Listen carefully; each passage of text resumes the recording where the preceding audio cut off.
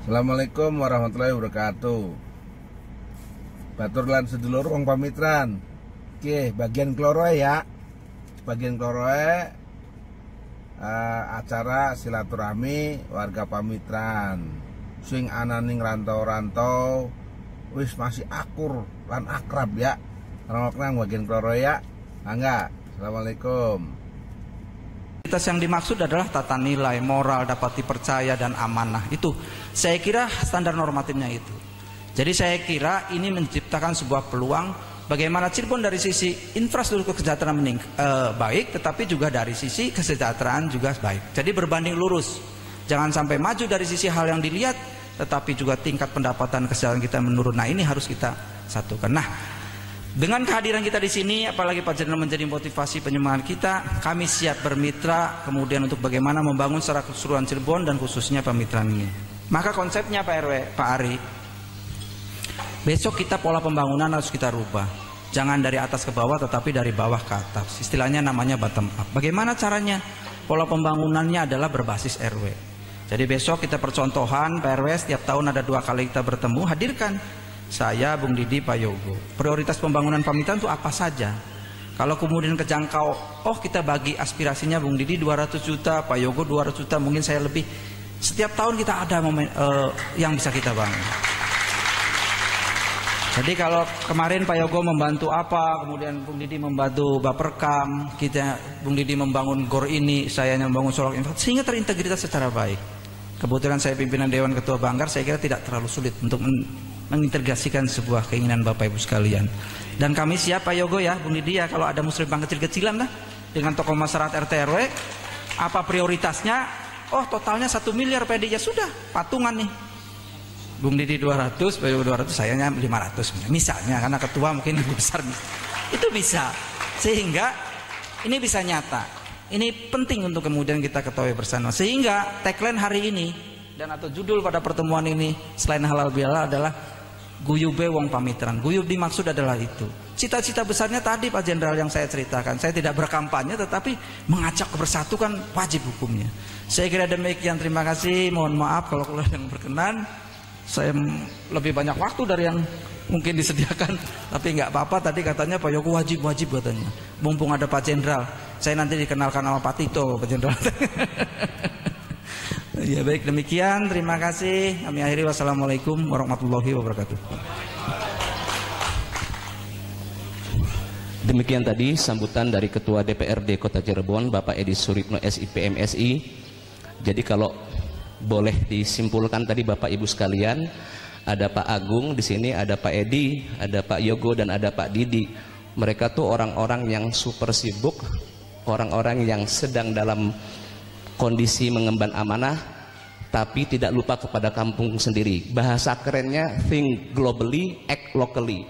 Berpikir secara luas, tapi bertindak dari hal-hal yang paling kecil, yaitu membangun kampung sendiri. Terima kasih Pak Edi, Pak Yogo, Pak Didi. Baik, acara selanjutnya adalah acara inti, yaitu Mau'izatul Hasanah, dan sekaligus nanti akan ditutup dengan pembacaan doa yang akan langsung disampaikan oleh yang terhormat Brigadir Jenderal Polisi Dr. Haji Agung Makbul, Dr. Andes SHMH. Beliau adalah Karo Sunduhkum Divkun Polri. Kepada Bapak Agung kami persilahkan. Bismillahirrahmanirrahim. Assalamualaikum warahmatullahi wabarakatuh. Wah, sebelah sini belum jawab nih. Assalamualaikum warahmatullahi wabarakatuh.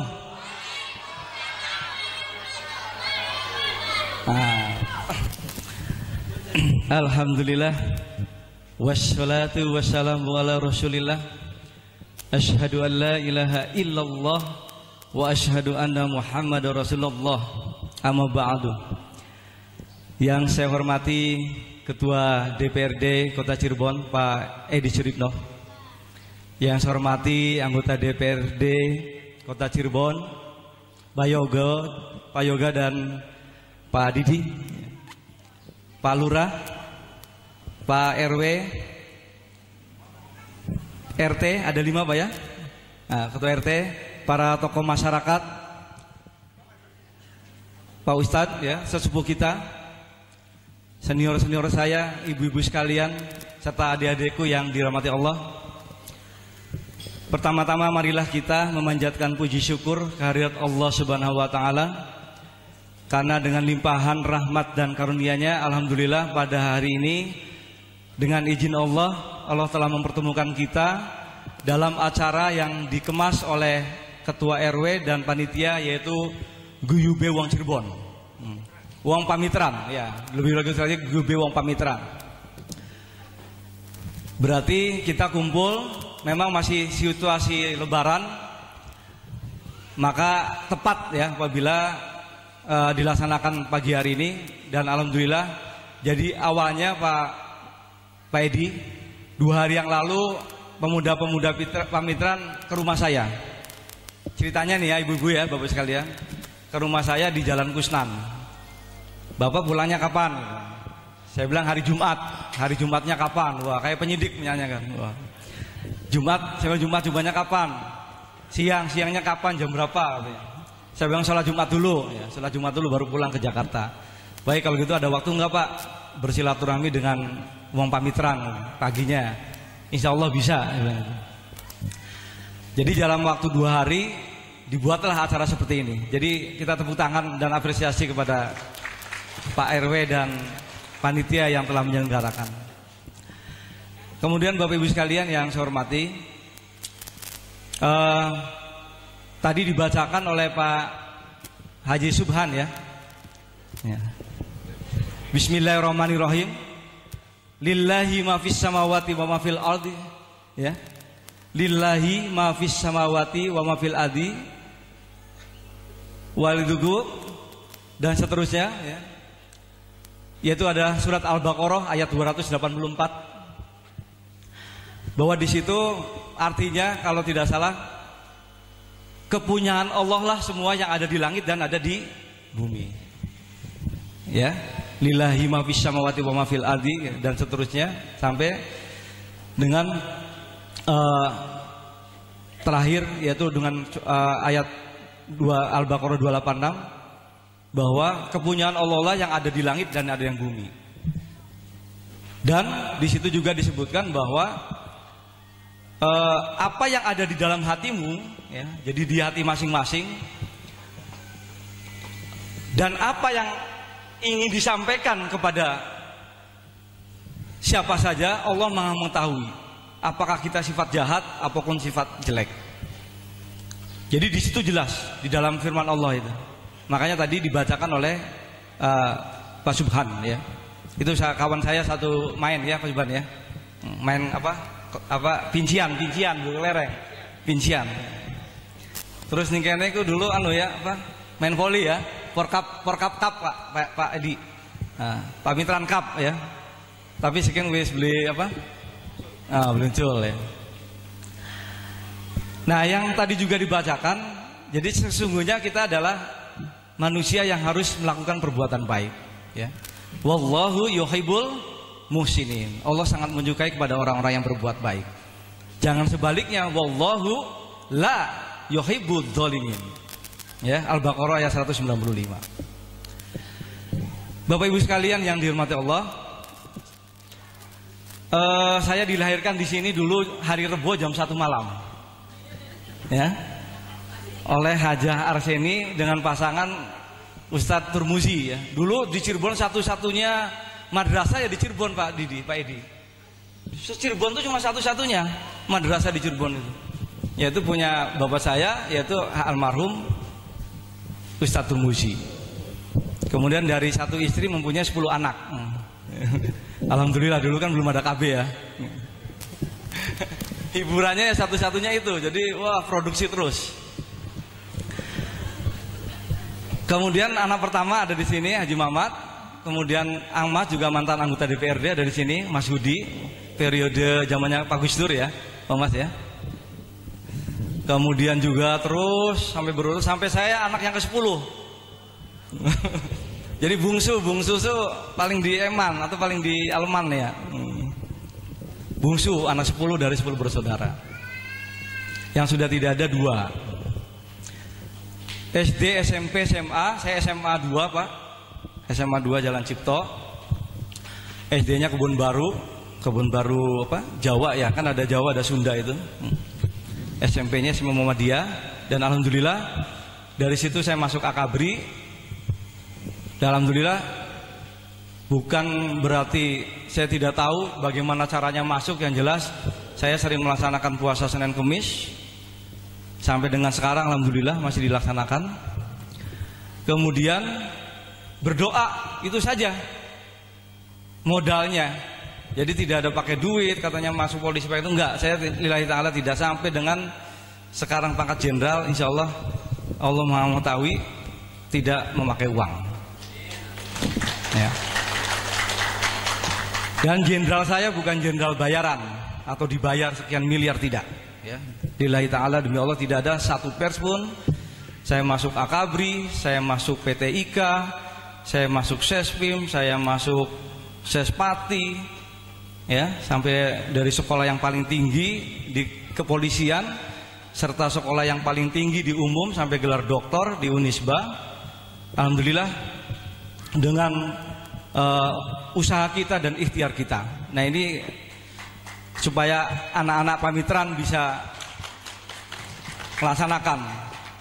Terus misalnya, wah Pak Agung kan pakai duit dari mana? Orang tua saya guru, ya, orang guru dari mana duitnya?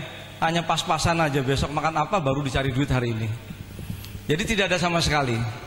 Ya, mungkin ada dengar cerita, ya ada yang pakai uang, tapi tidak semuanya Bapak Ibu sekalian. Ya, tidak semuanya bahwa masuk ke polisian atau masyarakat itu harus dengan menggunakan uang. Sebab kalau mindsetnya atau cara berpikir kita selalu memakai uang, itu sudah malas duluan. Ah, malas lah, nggak duit maning, seperti itu.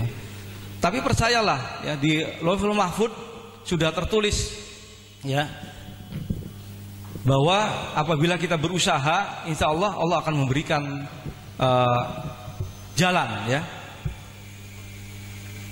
Karena di dalam surat Al-Insyirah, inna ma'al usri yusra wa inna ma'al usri yusra. Setelah ada kesulitan pasti Allah akan memberikan kemudahan. Siapa saja ya, siapa saja Allah akan memberikan. Kemudian surat berikutnya, setelah melakukan pekerjaan yang satu, lakukanlah pekerjaan yang lain.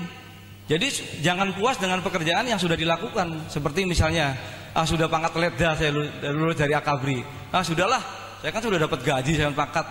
Ya sudahlah, leha-leha aja. Nah, itu namanya tidak sesuai dengan firman Allah. Yang setelah kamu melakukan suatu pekerjaan, maka lakukanlah pekerjaan yang lain. Terus usaha dan usaha. Ya alhamdulillah. Tapi bagi saya, kesuksesan itu bukan berarti karena jabatan, pangkat, dan kedudukan.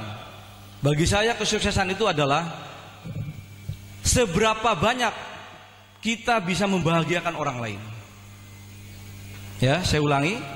Kesuksesan seseorang bukan karena jabatan atau bukan karena pangkat dan kedudukan, tapi seberapa banyak kita sudah bisa membahagiakan kepada orang lain. Bukan seberapa banyak orang yang hormat kepada saya. Ya, kalimat itu sangat indah, tetapi kadang-kadang lupa ya. Karena setiap orang itu diuji. Ya ayyuhalladzina amanu, ya. Di situ disebutkan di dalam surat Al-Baqarah juga ayat 44. Walanabluwannakum bisyai'im minal khauf wal ju'i wa naqsi minal amwali wal anfusi was thamarat. Wa basyiri sabirin, katanya. Bukan pasobirin. Alladzina idza asabatuhum musibah qalu innalillahi wa inna ilaihi rajiun. Ulaika alaihim shalawatu mir rabbihim wa rahmah, katanya. Wa ulaika humul muhlihun. Jadi mintalah apabila kita sesuatu dengan sabar dan sholat. Ya, jangan minta kepada dukun yang cincinnya gede-gede. Nah, jangan, mintalah kepada Allah dengan sabar dan sholat. Saya selalu meminta kepada Allah dengan sabar dan sholat. Kemudian walanabluwannakum bisyai'im minal khauf. Setiap manusia itu pasti akan diberikan ujian. apakah yang tua, apakah yang muda, apakah yang remaja, apakah yang pasti akan diberi ujian. Tidak ada yang tidak akan lepas, pasti akan diberi ujian. Wal ju'i wa naqsi minal awwali wal anfuthi wath thamarat. Berupa kekhawatiran, berupa kemiskinan, berupa kelaparan, wath thamarat, berupa kebuah-buahan, kekurangan buah-buahan. Nah, kalau itu meyakini Bapak Ibu sekalian, insya Allah kita itu dalam keadaan sehari-hari diuji. Ujian saya tentunya berbeda. Tadi dibacain sama Mas Subhan, ya toh di dalam surat Al-Baqarah, yang artinya bahwa Allah tidak akan membebani kepada seseorang di mana orang itu tidak sanggup memikulnya. Otomatis Allah memberikan beban kepada saya berbeda dengan Allah memberikan beban kepada ketua RW. Allah akan memberikan beban berbeda antara ketua RW dengan ketua DPRD. Udah dipikirkan itu sama Allah itu. Wah, ini bebannya jenderal, ya ini harus lebih besar. Ini bebannya ketua DPRD Kota Cirebon, ya ini bebannya. Ini bebannya ketua rumah tangga, ya ini bebannya. Itu di dalam surat Al-Baqarah tadi yang dibacakan oleh Mas Subhan. La yukallifullahu nafsan illa usaha laha ma kasabat wa 'alaiha ma iktasabat. Ya kan? Nah, artinya itu Allah tidak akan membebani, percayalah, pasti akan sanggup. Saya waktu masih letdal itu, waduh, melihat jenderal tuh begini kan, dengak, wah bisa enggak nih sampai memikul pundak bintang nih. Nah, tapi karena dengan surat itu, ya, la yukallifullahu nafsan illa wus'aha laha ma kasabat wa 'alaiha ma iktasabat. Rabbana la tu'akhidna in nasyina aw aqta'na. Rabbana wa la tahmil 'alaina isran kama hamaltahu 'alal ladzina min qablina. Rabbana wa la tuhammilna ma la taqata lana bih wa'fu anna waghfir lana warhamna anta maulana fangsurna 'alal qaumil kafirin. Shadaqallahul azim. Nah, ketika kita memahami, jadi kita membaca Al-Quran itu harus dimahami juga maknanya, sehingga meresap. Apalagi kalau misalnya imam kemudian sampai menangis, imamnya berarti dia tuh lagi merasakan menghayati lah, ya. Karena keimanan seseorang itu di dalam surat Al-Anfal ada menyebutkan innamal mu'minuna alladzina idza dzukirallahu wajilat qulubuhum. Tahukah kamu ciri-ciri orang yang beriman? Ya, Al-Anfal ayat 2, coba baca suratnya di internet juga bisa. Innamal mu'minuna alladzina idza dzukirallahu wajilat qulubuhum wa idza tuliyat alaihim ayatuhu zadathum imanan wa ala rabbihim yatawakkalun. Alladzina yuqimuna sholat wa mimma razaqnahum yunfikun. Ulaika humul mu'minuna haqqan lahum darajatun indahum wa maghfiratu warjun karim. Ada 4 ciri-ciri orang yang beriman. Yang pertama, apabila disebut nama Allah, wajilat qulubuhum, itu sebutan. Ada dengar Allahu akbar, Allahu akbar. Ada enggak bergerak hatinya untuk sholat? Itulah introspeksi pada diri sendiri, termasuk juga pada saya. Saya kalau rapat, walaupun Pak Tito yang mimpin, mohon izin jenderal, paling kanan saya. Duhur apa? Nggak akan marah. Allahu Akbar, Allah yang maha besar dari segala yang besar. Walaupun dia presiden, walaupun dia kapolri, ada yang lebih besar lagi. Wa idza tuliyat alaihim ayatu, dan dibacakan yang kedua, apabila dibacakan ayat-ayat suci Al-Quran, akan bertambahlah keimanannya. Ada nggak ngerasa merinding bulunya? Tadi misalnya Mas Subhan baca Quran itu. Nah, apabila ibu-ibu sekalian dan bapak-ibu sekalian ada merasa merinding, berarti itu bertambah imannya. Nah, biasanya kalau kita dalam bulan puasa, ya keimanannya bertambah gitu kan.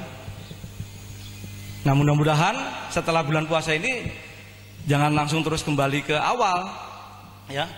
Makanya kemana Ramadan sesudah Ramadan? Ya, saya tuangkan ceramah ini ketika saya di Taujiah di Masjid Kejaksan kemarin. Sekaligus saya imam dan sekaligus Taujiah 23 rakaat di Masjid Kejaksaan 2 hari sebelum Lebaran. Nah, jadi kemana Ramadan sesudah Ramadan? Artinya di situ intinya sesudah Ramadan ya minimal seperti yang kita laksanakan pada bulan suci Ramadan. Jangan terus langsung lembek maning. Ya. Terus subuhnya terus kawanan maning ya aja lah. Bapak Ibu sekalian yang saya hormati, tadi setelah saya masuk Akabri selesai, kemudian saya ditugaskan di Aceh, Bapak Ibu sekalian. Aceh itu asal tahu cara enak hidup. Ya Pak Edi Aceh, di Aceh kurang lebih 7 tahun. Karena di sana 7 tahun jadi kenal apa? Ya kenal gadis-gadis Aceh lah ya. Kenal gadis Aceh, sehingga saya petik bunga jempo di sana. Bunga jempo itu adalah bunga yang ada di Aceh, namanya bunga jempo. Artinya gadis Aceh saya persunting.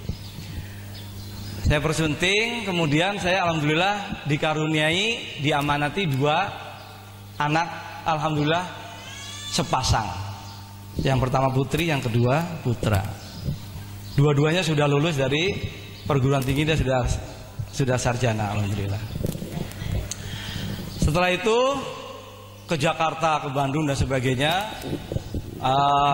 berbagai macam jabatan dari mulai Kapolsek, Kapolres, Dir, sampai dengan sekarang adalah tadi dibilang Karosul Hukum ya. Karosul Hukum itu singkatannya Kepala Biro Penyusunan dan Penyuluhan Hukum. Jadi dalam seminggu pasti saya ke DPR Pak Edi. Dalam seminggu sekali atau 2 kali pasti saya ke DPR. Apa ke DPR? Membuat undang-undang. Jadi pekerjaan saya itu membuat undang-undang bersama-sama dengan DPR, Komisi 3, Komisi 8, Panja. Apa yang dibuat? Undang-undang teroris, ya, RUU KUHP, RUU KUHAP, ya, Kitab Undang-Undang Hukum Acara Pidana, Kitab Undang-Undang Hukum Pidana, ya. Yang lagi tren sekarang adalah kitab yang lagi tren adalah Undang-Undang Teroris, ya. Kemarin anggota Polri meninggal di Medan 5 hari sebelum Lebaran, ditusuk sama teroris, ya. Padahal kita lagi operasi. Ini juga makanya saya pakai dinas karena masih operasi sampai tanggal 4 Juli. Jadi belum selesai. Mohon maaf, bukan berarti saya sombong. Wah ini Pak Agung mentang-mentang jenderal pakai PD pakai dinas, bukan. Saya sampai tanggal 4 Juli tanyain Pak ya. Dan enggak Pak? Nah itu ada anggota mana? Polsek atau Polres? Berdiri. Nah anggota Polsek Pak ya. Nah, ya. Sampai tanggal 4 Juli. Saya mulai tadi tanggal 20 keliling Pak. Puasa-puasa keliling 22 Polres, bayangkan Bapak Ibu 22 Polres selama 4 hari. Jadi bukan enak-enakan udah jenderal tidur, ngopi, enggak. Tetap, itulah tadi itu. Setelah kamu melaksanakan tugas, laksanakanlah. Itu ada di firman Allah gitu. Berangkat pagi jam 8, pulang jam 12. Berangkat pagi jam 8, pulang jam 12. Alhamdulillah karena kita niatnya adalah baik, ya tadi kan wallahu yuhibbul muhsinin, ya Allah menyukai kepada orang baik, dan memang kita niatnya baik sehingga Allah memberikan kesehatan sampai dengan hari ini bisa ketemu Bapak Ibu sekalian.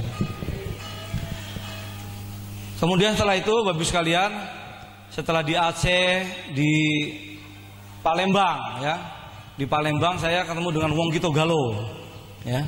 Wong Kito Galo itu wong Palembang disebutnya Wong Kito Galo. Kalau Cirebon Wong Kirik lah.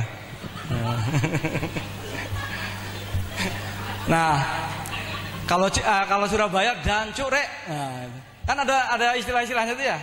Nah, kalau Surabaya dancuk, nah tapi bukan ngomong kasar, itu untuk mengakrabkan gitu ya. Ya sama juga Cirebon kirik tuh gitu ya. Nah, kirik ya. Nah, namun wong Palembang disebutnya Wong Kito Galo, galo-galo gilo. Jadi di Palembang kurang lebih 7 tahun, di sana berbagai macam jabatan, Kapolsek, Wakapolres dan sebagainya. Banyaklah jabatan itu. Nah, di Palembang juga kotanya lebih keras, ya. Tujakau tuh bukan mau ditujah. Tujakau tuh si pisau tuh udah masuk ke perut, tujakau. Jadi udah masuk perut itu.